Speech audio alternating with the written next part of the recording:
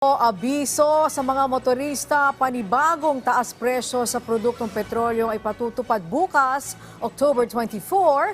Nasa 1 peso and 30 centavos ang inaasahang dagdag presyo sa kada litro ng diesel.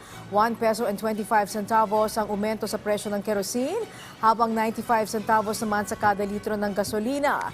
Ayon sa Department of Energy, epekto ito na nangyayaring gulo sa pagitan ng Israel at ng Gaza, pagbaba ng stockpile ng crude oil ng Estados Unidos na raw material sa mga produktong petrolyo at tumaas din ang domestic demand ng langis sa China. Wala pang kasiguraduhan ang galaw ng presyo ng petrolyo sa mga susunod na linggo, lalo't kapos pa rin ang pandaigdigang supply ng langis. Ayon sa DOE, patuloy ang pakikipag-ugnayan nila sa mga kumpanya para magbigay ng diskwento at matiyak na mataas ang kalidad ng mga kinokonsumong langis. Sa mga gasolinahan, may mga PUB lanes. May mga discount po doon, minsan na umaabot mula piso hanggang 4 na piso kada litro.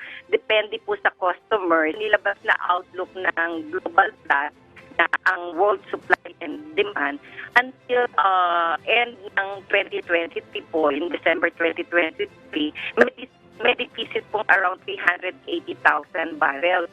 So, ibig sabihin, may kaplungan ng supply versus sa demand.